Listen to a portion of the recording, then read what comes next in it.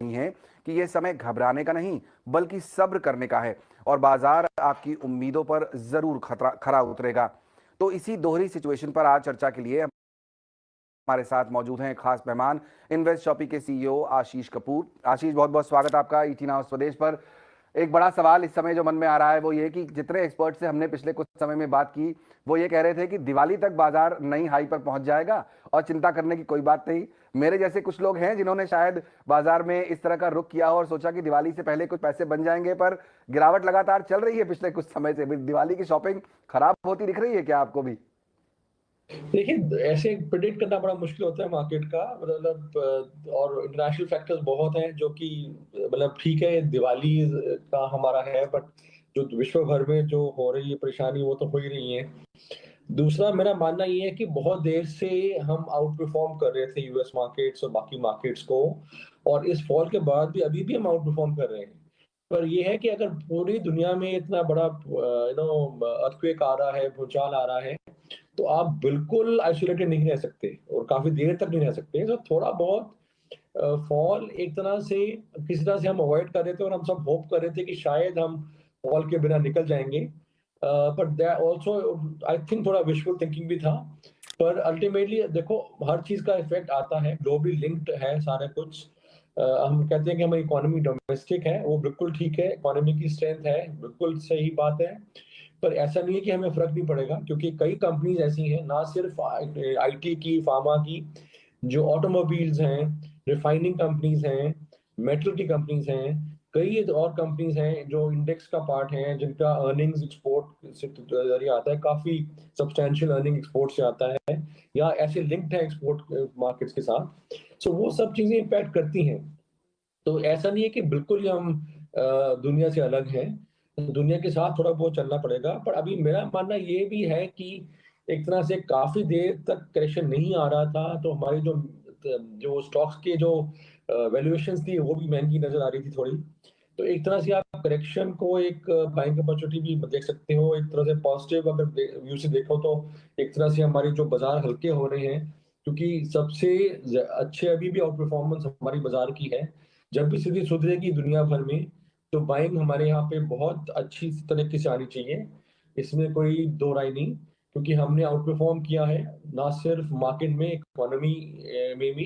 तो हमेशा पैसा जो अच्छी चीज है उसी को चेज करता है, जो अच्छी परफॉर्मेंस है उसी को चेज करता है। तो इसलिए आपको मेरे मुताबिक ये होना चाहिए कि इस करेक्शन के दौरान एक अपॉर्चुनिटी ढूंढनी चाहिए कि कहाँ कौन कौन से अच्छे शेयर नीचे के भावों में मिल जाएं और वहां पे खरीदारी कर सकें।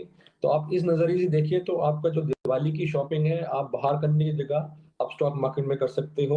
और स्टॉक मार्केट में आपको दिवाली की सेल आज से शुरू होगी, आप ऐसे मान के चलिए। यह बात कही आपने कि दिवाली की शॉपिंग अगर आप बाहर नहीं कर रहे तो स्टॉक मार्केट में तो कर ही लीजिए। ये है इंपॉर्टेंट, आपने बहुत इंपॉर्टेंट बात यहां पर कही आशीष, कि हम ग्लोबल मार्केट से अलग नहीं हैं।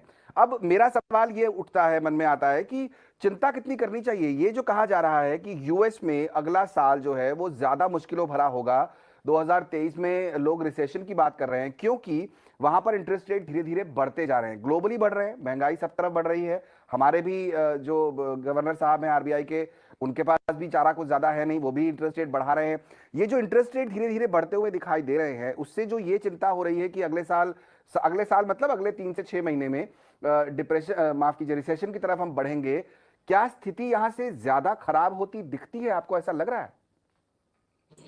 देखिए, वो जैसे मैंने बताया, मार्केट में आपने खरीदारी करनी है जिस टाइम भाव अच्छा हो, और उसके बाद ये कहना कि ये मैंने सबसे अच्छे भाव पे लेना है, ये नामुमकिन चीज है। दूसरा, जो ये सेंटीमेंट की आप बात कर रहे हैं, मेरे मुताबिक सेंटीमेंट, मार्केट का सेंटीमेंट हमेशा इकोनॉमिक इंडिकेटर से पहले आ जाता है। तो जो रिसेशन की बात है वो काफी देर से चल रही है। अब मार्केट पूरे रिसेशन आने की वेट नहीं करेगी, उससे पहले ही गिरेगी और गिर भी रही है वहां पे। तो मेरे मुताबिक तो ज्यादातर चीजें फैक्टर इन हो गई हैं, या फिर अगले कुछ 2-4 हफ्तों में फैक्टर इन हो जाएंगी। इसके बाद कहना कि बिल्कुल बॉटम बन गया है, इसके बाद और नहीं गिर सकता, ऐसा तो नामुमकिन है। बट ये है कि आपने ऑलरेडी 30-35% का फॉल देख चुके हो नैस्डैक में, और 20% के करीब का फॉल, 20% से भी ज्यादा फॉल देख चुके हो एसएनपी और डाउ जोन्स इंडेक्स में। तो इसलिए काफी फॉल ऑलरेडी हो चुका है और उसका इम्पैक्ट बाकी मार्केट्स में भी आ चुका है। हम पे बहुत कम इम्पैक्ट हुआ है क्योंकि हमने काफी आउट परफॉर्म किया है। पर ये कहना कि आप कितनी देर तक कर सकते हैं अगले साल रिसेशन की बात सबको पता है, ज्यादातर फैक्टर्ड इन है।